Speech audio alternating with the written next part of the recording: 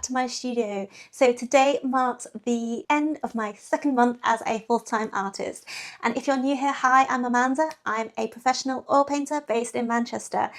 And this is my Making It as an Artist series. In these episodes, it's basically an open diary where I look back at what's worked, what hasn't, the challenges, and the goals I'm setting myself for the next month. Hopefully it will be useful for you if you're a creative or an artist on a similar journey looking to pursue a career as a creative. So why stick around? This month has been full of some really big highs for me, a few messy areas, quite a few challenges, and some lessons I wasn't expecting. So all of these might save you a bit of time or a headache or two if you're also forging a similar career. So here's a quick recap of what I set out to do in August. So I wanted to create 2 to 3 larger pieces. I wanted to make 1 long form YouTube video, post 2 to 3 times a week on Instagram, do more outreach, work on commissions, and spoiler, I ticked everything off my list, but with very different results. So let's get into it. So let's jump straight into some of the quick wins from August. So first up, the art itself. The 2 pieces that you can see behind me here are 2 of the main pieces that I created last month. And I managed to create 1 huge piece, which is this one here. Last month, I managed to create a smaller commission, and I was well on the way to finishing this piece, which I've just finished this morning. So that's really good. I feel like I've been really productive. The work has definitely taken priority this month, and I'm really pleased with how they've come out. So in terms of opportunities, so a big goal for me this month was to get my work out there more, not just online, but in person. So I wanted to book more events, because I do feel that's really key to building a sustainable art practice. So the more that people can see the work, feel the work, get a sense of the scale, I think the more likely people are to buy than seeing it on a tiny screen in their hand. And also I get much more fulfillment seeing people's genuine reactions when I'm at these events and at the markets, etc. So the first thing that I did when I finished the last video was that I reached out to Manchester Art Fair about a booth for the November show, but unfortunately I was too late to the party on that one and I've missed out. But the good news is that they've put me on the interested list for next year already. And I actually did that art fair a couple of years ago, and I had around 3 to 4 commission inquiries just from that one event. So if I get that same level of interest this time around, then that would be amazing and definitely worth the investment. Second, makers markets. So I applied to 6 makers markets across different locations in Manchester because I want to get myself out in front of as many different people in different towns and cities nearby as possible. So I applied to Knutsford, Cheadle, Sale, Spinningfields, Northern Quarter and First Street, and it's actually incredibly competitive to get onto their roster because they don't want too many conflicting and competing people in the same fair or event. So I'm pleased to say I'm confirmed for 3 makers markets in October and early November. So that's really exciting. So that's something completely new for me. And they tend to be absolutely rammed. So I'm looking forward to that. And I've also booked a full week of Christmas markets at Oct Market, which is near me. So that's really good and lots to look forward to and keep me busy. There's also a new craft and arts festival called The Weekender, which I missed the first event, but I reached out and managed to get on the call list for future events, and this one looks amazing. So it's all undercover in this really nicely and newly renovated co-working space. There's food, there's music, sometimes there's entertainment like dancers. So fingers crossed that I'm on the roster for the next one. And then last but not least, I wanted to find a pop-up space somewhere where I could hold my own kind of exhibition, and I reached out to leasing agents and retail spaces, a couple of companies. Unfortunately, all of them didn't offer that kind of option on short leases and also were probably going to be out of my price range, but I've managed to find a community space somewhere local called Stanley Square, and it's quite a vibrant up and coming area. It's had a bit of a refresh and a makeover recently, and so couldn't really believe my luck, but I've managed to get the space for free. Hooray! And I've asked for it throughout all of November, which is amazing. And I'll even be able to host a private view and invite some friends and maybe some galleries along, which would be great. The only catch is that they also rent the floor space and the area out for yoga, workshops, creative events. So there are no kind of guarantee of walk-in times for people to just come in and see the work. To be honest, this is a bit of a positive for me on both. It means that I can push people to come to the private view because it doesn't have that kind of official opening hours in a sense. So that's really good. Also, it means I can be here in the studio making work rather than manning a retail space for an event. So for me, it's going to bring in free extra footfall that I wouldn't have had otherwise. So I think it's a bit of a win-win, really. So as for commissions, I did manage to land a small commission. I've quoted for 3 landscapes for a client that lives local, and I had a request from a family member for a painting based on a photo from a wedding. So October is basically already fully booked and at full capacity, but November there is nothing lined up apart from the market and the back end of the pop-up show. But I'm hopeful that people will see my work and buy it online, and also look to inquire about commissions ahead of Christmas. So if nothing else, I will look to launch that commission campaign in November. Okay, so it wasn't all smooth sailing despite having so many moves forward, I guess, and small steps forward, but there were quite a few challenges, and I've tried to distill it down to 3 key areas, and the first being time.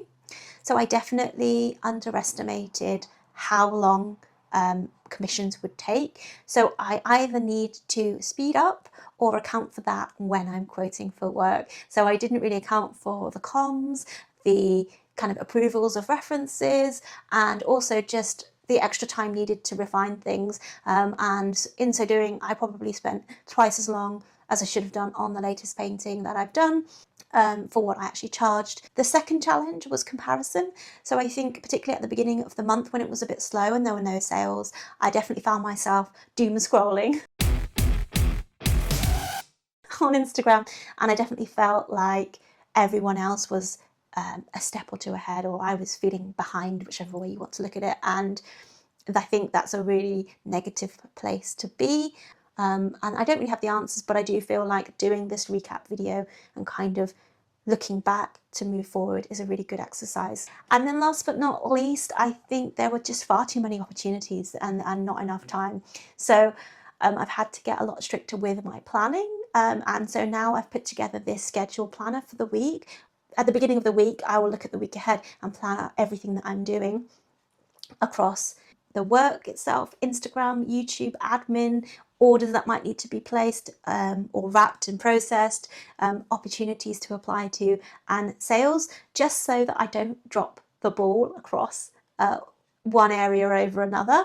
And what it's really clearly made evident is that there are just too many awards and open calls out there, and I can't possibly apply to all of them. So for me, I have made the choice to focus on local promotion, so the markets, the pop-ups, and it's been really good just to make that strong decision to go, no more gallery open calls, no more exhibition opportunities yet, and just put that on hold until the new year. And I think that's been a really good decision for me to make.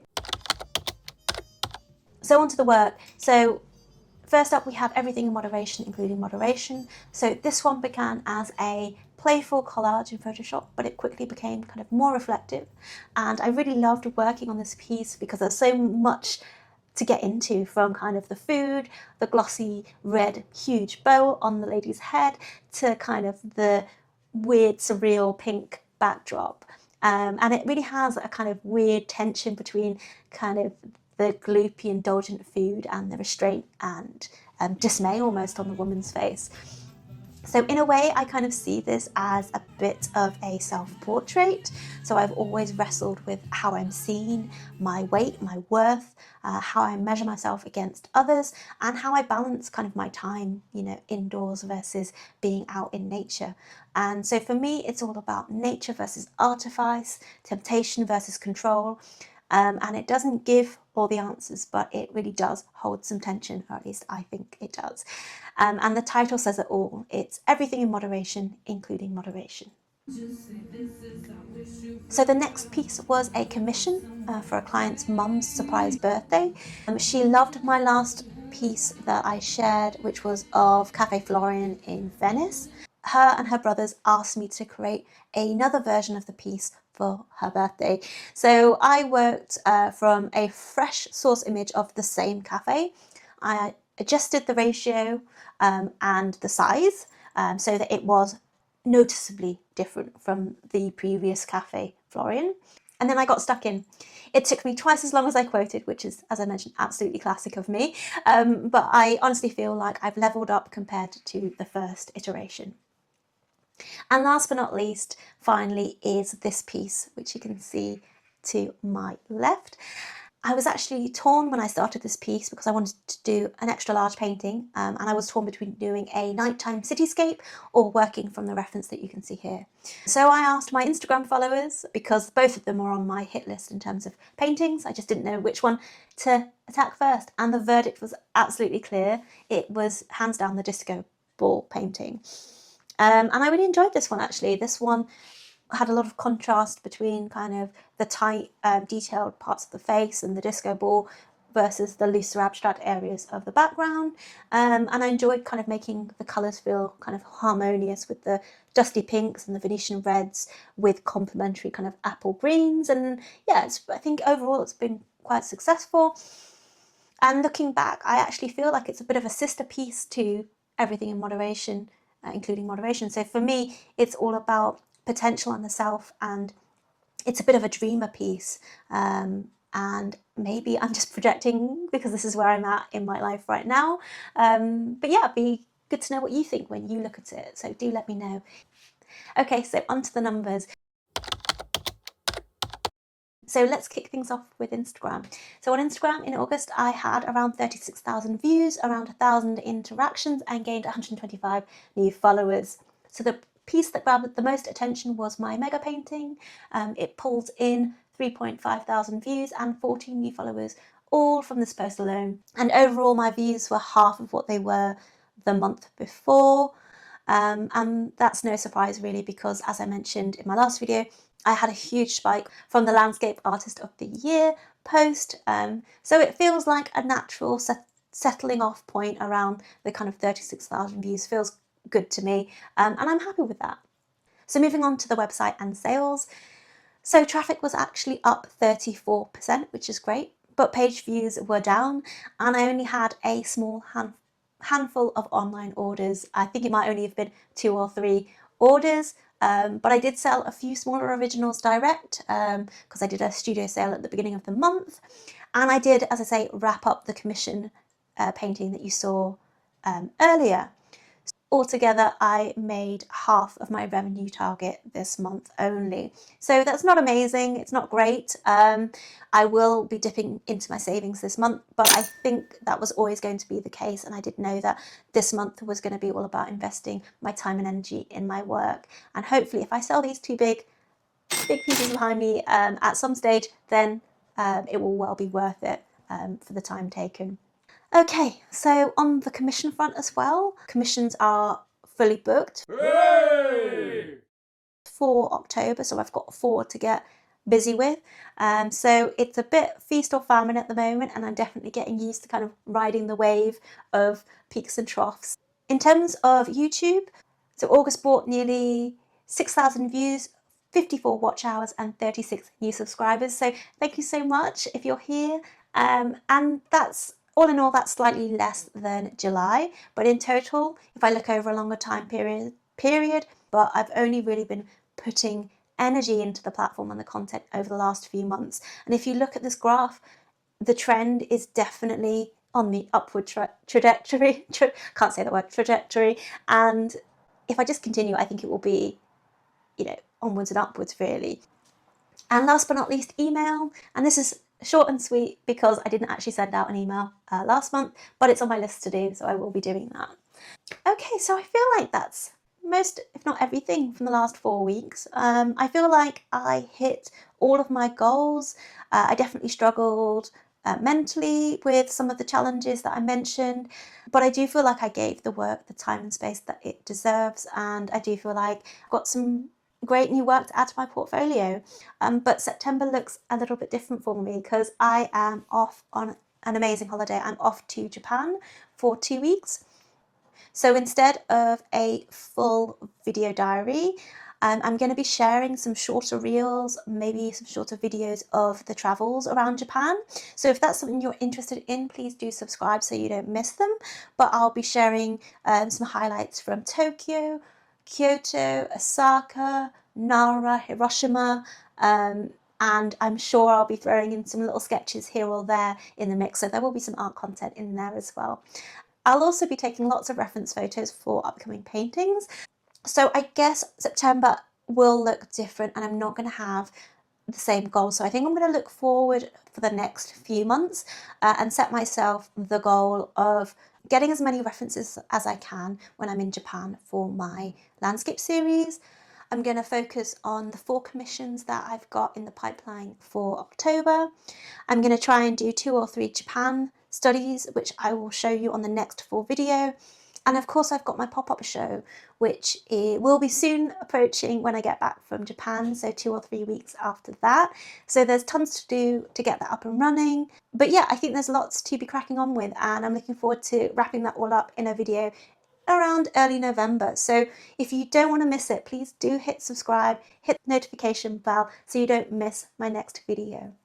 So thank you so much for watching if you got to this point. I really do appreciate it. So if you found this video helpful, useful or inspiring, I really would appreciate if you could let me know by giving this video a like or a comment. It really will help keep me motivated to keep putting these videos out there. And I also have all of the pieces that you've seen in this video are now available on my website as originals or limited edition prints. So if you're interested, head over to amandamulqueeneyburbeck.com. The link is somewhere here and also in the description below. I think that's all from me. So thank you for watching and I'll see you on the flip side. Bye.